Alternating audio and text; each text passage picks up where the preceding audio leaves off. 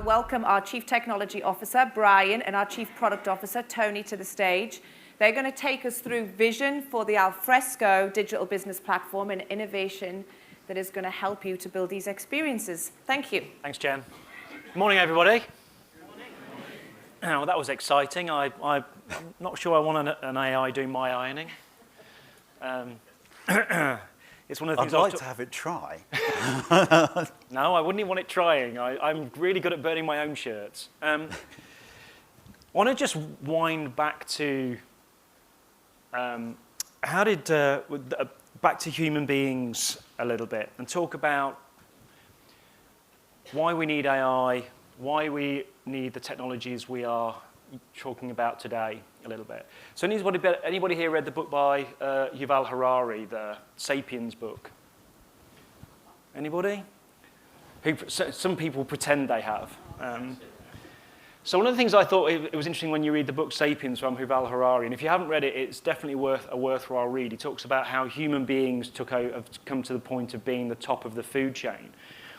He talks about this whole idea of, if you think about why humans are there, it's all about collaboration. That we're the only species around that can actually collaborate up to the scale of the scale we do, with hundreds of thousands of people able to collaborate together, which I thought was really interesting. And you may argue that ants could do, ants and bees operate at that kind of scale. But you would never see a bunch of ants kill the queen and set up a republic, right? So we are the only people who can do that. And that leads me on to, we are the people who therefore can create things like mechanization, the first industrial revolution. So it was only through collaboration we started to create tools and mechanical things that could actually start to do things better. Through collaboration is the only way we started to talk about communication and large factories. So the second industrial revolution was all about those communications and large factories. The Taylorism of our times, the things we're all trying to get away from right now. My daughter's concept of working in a factory, she just looks in horror and can't even imagine what a factory is. And she certainly won't ever work in one. But that was where we were. And then the third industrial revolution, the one that I think Brian said yesterday, was like, yeah, it probably started around the 1969, 70s, and I'm like, wow, I was at the start of that. And can anybody here remember a punch card?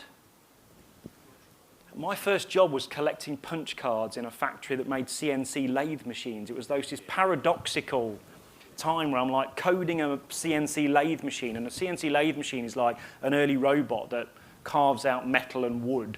And I was coding that, and at the same time, at the end of the day, I'd collect all these punch cards to track the jobs through the factory. So, we've all been through this electronic and computer age. But now we're going through the fourth industrial revolution.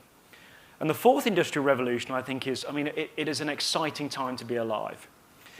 The fourth industrial revolution means we have now way more toys to play with, which is both good and bad.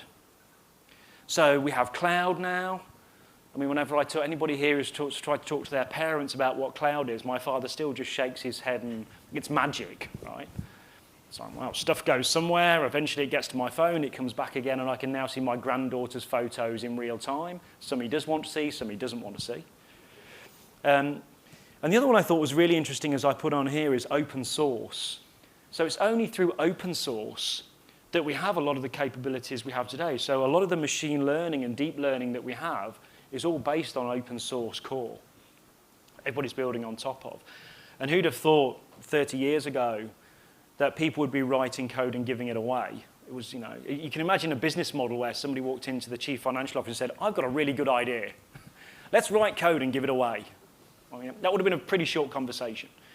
But nowadays, all of us believe that open source is a good thing, and a lot of organizations build everything on top of open source. So as part of that fourth generation, this idea of actually sharing and collaborating around code has become fundamentally important.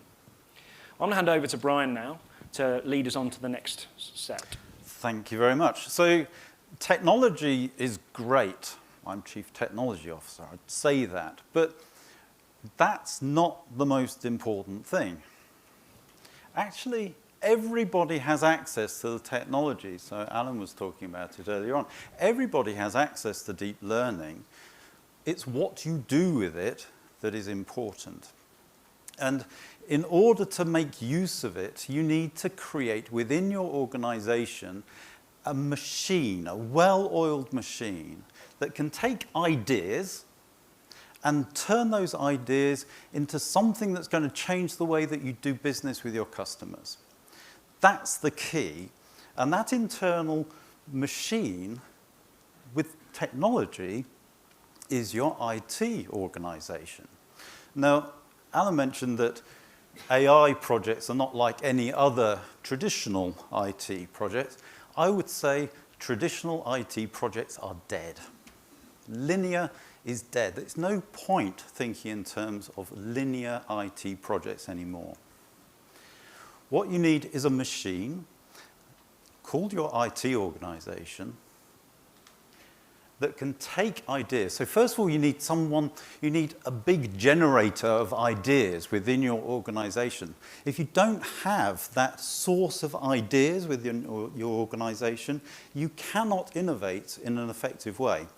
So first of all, look inside your organization and say, where are my ideas coming from?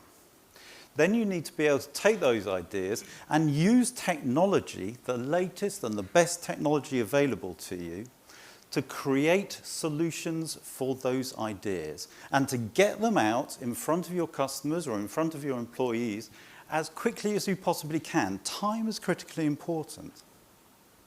But then once you've got those out there, and this is where the non-linear stuff comes in, you need to get the feedback from the people who are using that solution. You need to feed that back into the loop. You need to go again and iterate. And whether that's creating new versions of your AI models or new user interfaces or whatever it might be, that cycle is critically important. And the speed that you go round that cycle is critically important. So what do you need to create that machine? So that machine that's going to churn through solutions, what do you need inside your IT organization to create that? So first of all, you need to create within your platform, and again, reimagining the foundations of your business. This is your platform. It has to be loosely coupled. One of the biggest things that you find that if you've got a big monolithic thing, nobody wants to touch it because they're scared they're going to break it. Loosely coupled architecture means that you have a small blast radius for change, and that's really important to get that agility into your business. You need CI/CD, so it's no good just manually doing everything. You need to automate the pipelines that are going to take changes and push those changes into production. You need to have flexible tooling around it. This isn't going to stay the same for long. You need adaptation and flexibility. And then you need seamless integrations between your core platform and the other systems that are in the ecosystem of your business. So nothing that you do will be in isolation. You'll be integrating with your CRM system, your transaction capability, or your payment systems. It has to integrate. And then you need this culture of DevOps, the ability within your organization to seamlessly flow solutions from idea through to production and round again really fast. And that's what the DevOps culture is all about.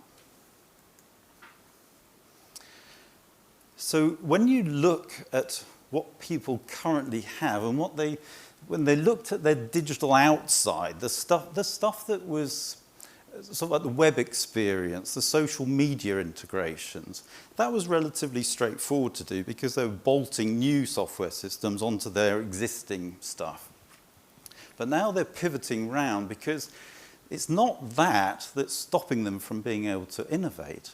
It's the digital inside, the operations that are living inside their organization. When they look at that, no one understands how it works.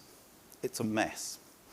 They cannot build solutions on top of it. They cannot change it because nobody really understands how it works, and therefore there is fear about making any changes to it at all.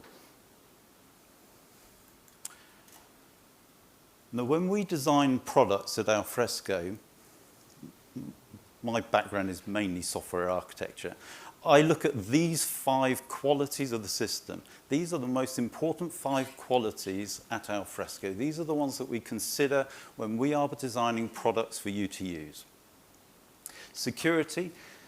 Biggest organizations in the world use our software for their most sensitive information. Security is of paramount importance. It's at the top. It will always be at the top. Reliability. These are massive organizations, 24/7 operations, global. They can't bring the system down. If the system goes down, they're losing money instantly. It has to be a reliable system. Usability, I'm going to come on to in more detail. We're going to talk about that, Tony and I. Scalability, again, massive systems. We're talking really huge scale organizations, thousands of concurrent users, billions of documents. Scalability is critically important. And extensibility, built into the core of Alfresco from the very beginning of Alfresco as a product line and as a company. The extensibility of the platform is really important. We do not live in a silo. We do not live on an island. We have to integrate out to other systems, and extensibility of the platform has always been key to us. So when you look at usability, we think of usability from the point of view of making really wonderful experience for people. So this quote up here is from the author of the book, The Fourth Industrial Revolution, who also happens to be founder and executive chairman of the World Economic Forum, Professor Klaus Schwab. And he's urging leaders in this book to shape a future that works for all by putting people first, empowering them, and constantly reminding ourselves that all of these new technologies are first and foremost tools made by people for people. Great quote. Usability. Now, what we say, and this, I think, came from, I'm not sure whether it's Bernie who came up with this or marketing, I don't know. It wasn't actually me. But for the purposes of this talk, think of it as being me. Alfresco helps you build digital operations to deliver exceptional experiences. Now, this is critically important. That's really useful. This is usability in action. Now, when we think about usability, we think about it through 3 different lenses. The end user, who's actually using the solution that's being created. So it might be you in the room, could be your customers, could be your employees. Who's running this solution? Who's going to get the call at 3 a.m. in the morning if this goes down in some way? So who's responsible for keeping it up? And then the developer. Who is building the solution? These are all critical people from Alfresco's point of view. This is who we think about. And for all of them, usability boils down to familiarity. So if you are a user and you are most familiar with Mac rather than Windows, well, you want to use Mac. You don't want to be told to use Windows. If you're an operator and you are used to using Ansible or Terraform or Chef or Puppet, you want to use those. You don't want to be told what to use. And if you're a developer, you want to use language that you want to use. You don't want to use Python if you're not used to Python. So it's the freedom of choice is the thing that enables usability. You don't want to be told to use something that you're not familiar with, because that means it's not a usable system for you. Thanks, Brian. So I'm going to wander behind you now. I haven't seen this side of the audience today. I'll come over this side. So one of the things is you look at the fact that you've got a fourth industrial revolution, fourth industrial revolution. I'm going to be the fifth, maybe. The fourth industrial revolution with all those technologies. You've got to have these delightful experiences. I mean, anybody now who thinks they can get away with putting a green screen up with a terminal on, good luck with that. I mean, Minecraft got away with it, but I'm not sure we would. But one of the things you have to think about is this is all forming part of this digital transformation word that Alan talked about earlier and said, well, digital transformation's pretty scary. So I actually don't think it's about digital transformation. We at Alfresco believe digital transformation is a journey. The end point is about digital operations. So digital operations is where we're really heading for, with those instant services, real-time and exceptional experiences. So that agility is really important. One of the things I've set as a mission for the Alfresco engineering organizations is we want to be able to give you software that allows you to ship value so quickly your customers don't have time to change their minds. So when you give it to them, you can keep iterating quick enough that actually as you and your customers are adapting, so you can adapt our software to fit. And you won't need pro developers everywhere to enable you to do that. And you are solving, and we are really aware of this, and one of the things we're going to be doing is, we're going to be talking a lot more with customers about some of the challenges you all have, and partners as well, is we know that you're having to solve all these 4 different areas. This inside your organization and the outside. Most organizations started outside. I led the digital transformation of Lloyds Banking Group for a couple of years. And it starts out, let's put up a web page that looks cool. And trust me, any of you right now working in enterprises know that behind a lot of those wonderful websites, there's an army of people trying to keep that thing alive, right? And then you're trying to connect it to back office systems that were older than most of us in this room. And somebody says, well, why don't we just put an API across the top of that, add a REST API, and we're all done. And we all know that's wickedly difficult. And you're trying to connect all these systems together, from SAP through to Salesforce. How does that work? You're trying to connect it to Workday to try and make sure your HR systems are all coming together. And so in the middle of that, you've got this trying to deliver exceptional experiences, trying to have this digital operations in your mind about how do you connect those things together. And what we see ourselves as, we are the glue between those things. We're the content and process that sits between that digital inside and that digital outside. We're lightweight, nimble, quick to get going, and quick to adapt. So, let's talk about the kind of things we're seeing out there that we're seeing you face into that we want to help you solve. So you have legacy systems, you have monolithic content stacks, all those things are happening, and you're trying to deliver at the same time. You have customers, colleagues, all wanting experiences across the top of that allow you to do better business.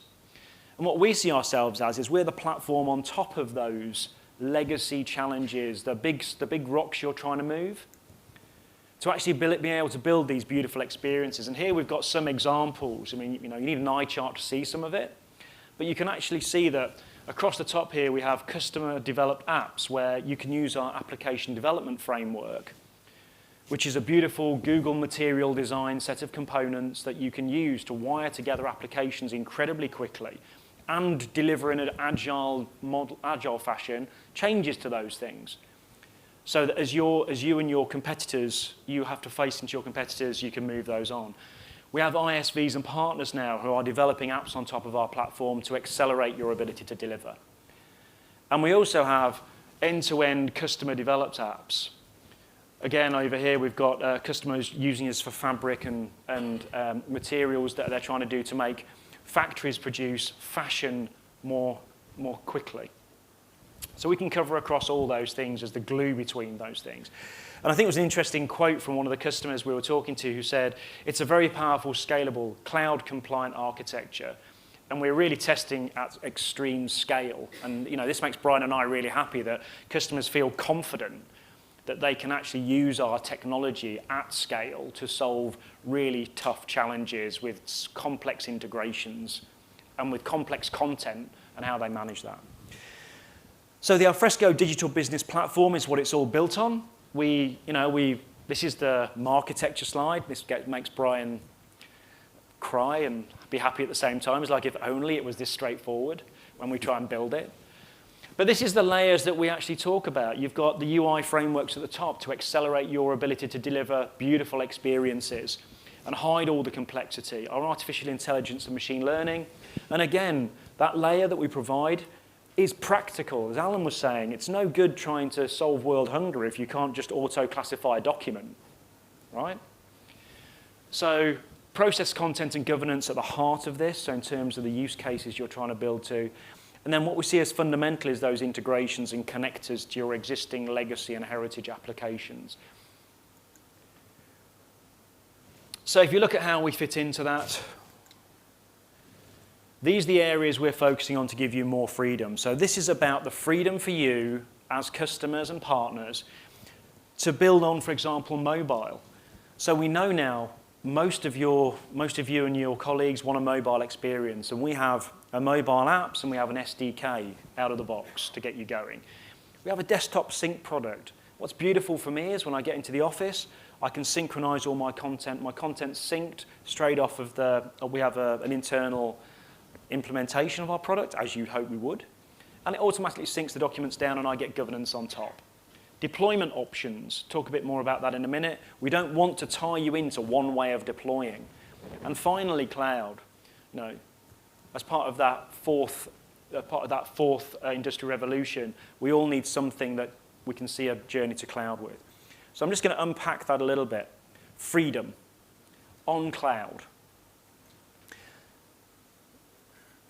This is an interesting slide that I think most of you must be feeling right now. If you've got a data center or some form of, IT ops team who are trying to struggle daily to just keep the lights on, 80% of that is literally just keep the lights on. 20% is left for actual innovation. Startups don't have that problem, just to be clear. If you're in the startup world, you've gone straight into the cloud, you're running on the cloud, no way would any startup have a data center. So as organizations, we're trying to make, we need to have some form of getting that money back. So what I'd like to preview today for you is we are now previewing the launch of the Alfresco cloud, content as a service. For customers and partners who don't want to have all the overhead of managing the infrastructure and all the costs and issues you have with just running software, we're announcing the preview of that today. So what we're trying to do is take all of these 80% costs and give that money back to you. So you can turn that 80% into innovation, because we know how hard it is. Of the multi-million dollars you're having to spend, or sterling or euros, on all that, we want you to be able to use that for innovation. So why go to the Alfresco cloud? Just going to pick up a couple of topics here. The first one is really, that's top of my mind right now. Kubernetes, Docker, all those things. Is anybody here trying to hire people with those skills today? Anybody looking for those skills? Some people are just starting on that journey. They are really hard to find, those people, and yet you pick up any IT magazine right now and everybody's going, Docker's the way forward, Kubernetes, containers, and most of us are still thinking, I thought a container was something I put my biscuits in. Right? But now, today, we have to worry, we are more and more, in one sense, we've kind of gone backwards, right? We're now having to worry about infrastructure. Anybody who's a software engineer now is sitting there scratching their head going, I thought I'd left all that infrastructure behind a long time ago. And now we're having to concern ourselves with it again. We take that away as you go onto our cloud. The other thing is about this rapid access to new solutions. So one of the things we're thoughtful about in our cloud is we want to also give you access to our latest technology as quickly as we can. We know a lot of you, are challenged to get budget to do upgrades, for example.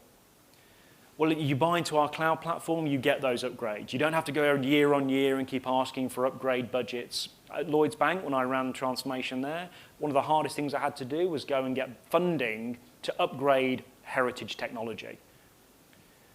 We take that away with this. And we also have programmatic best practices.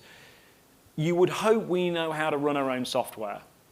So we take that pain away. We run our software. We have all the best practices from many, thousands of implementations have been baked into this solution.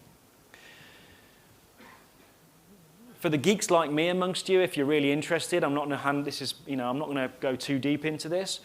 We sit on top of AWS. We have multi-region disaster recovery on this. We have high levels of security. It's encrypted data in transit, and it's encrypted data at rest. So it's end-to-end security It's a really robust, solid piece of technology. We've worked hand in glove with AWS. They've been working through the nights with us. There's a team of people who are now sitting behind this. We have a whole DevOps team that keep this running. And it takes away all those costs that right now you have to worry about. So now we have simply a better cloud. So now we're going to, we are previewing that, and it's going to be available in the US first later this year. So we're going to try it out in the US. We're going to, work out how the US wants to go ahead with it. They're further ahead than most of us in Europe are with their cloud adoption. Kind of makes sense for us to start there, and expect that to roll out over Europe as we move forward. So freedom on the cloud. But the other thing is, we also know many of you will want to run on-premise for many years to come, and we are not leaving any customers behind. We want to make sure that customers who are running on-prem get a great experience. So with that, we're previewing today the Alfresco Content Connect for Azure. More choice. We want to make sure that we have a multi-cloud opportunity for every customer in the room to take advantage of. So in the same way, right today, we have the AWS S3 blob connector for our AWS customers. Our Azure customers are now able to take advantage of the Azure connector. So more choice, more freedom. The other thing, this is an overview of that. Alex Lee, who works with me, is going to be doing a bit of a deeper dive for 10 minutes later today. I'm not going to steal his thunder, but it's going to be available for preview. It's our early customers have already been playing with this. Alex will give you a bit more detail later. So if you look at the simplicity side of things, so simplicity for us, if you look at the way we're trying to make things simple, we already integrate with Microsoft Office. We have the application development framework. We also have invisible governance. Anybody who has to do anything around governance knows that none of our colleagues like that, right? People who have to worry about governing content, other than records managers who get really excited about it, and quite rightly, everybody else just sees it as another thing they have to worry about. So we want to make that increasingly powerful, but also invisible. And then finally, we've got the machine learning and artificial intelligence. So what are we doing in this space? So on our artificial intelligence side, we're today previewing the next version of our intelligence service. Preeti, who's here today, Preeti, who's the product manager for our artificial intelligence services, will be talking to you about that later. Again, not going to steal her thunder. But one of the things I would say about it is we're now starting to let customers like you and your customers and your colleagues allow you to have domain-specific languages. So you'll be able to now train your models in your industry and use that in our service. On the governance side, we're previewing a new version of our governance application, governance services, and now you'll be able to actually do locks on active content. So you'll be able to lock that active content, search for it, lock it. Again, iterating on top of that. We think it's one of the secret sources that you should be able to take advantage of in Alfresco, that governance capability, and we're going to increasingly rev on that. So if you look at it, we know that speed to value is important for you. And if you look at the Pitney Bowes, the people who do the franking machines, but they're going through their own digital transformation, I love this quote. Alfresco's time to value is just incredible. And we want to make sure all of you take advantage of that. So with that, I just want to go over what we're previewing today for you, and my team are around to have conversations with you. We're previewing legal holds and active content with invisible governance, right into the desktop. We've got custom AI models now that you can train your own AI models on in your industry, from pharmaceuticals to insurance, for banking and for manufacturing.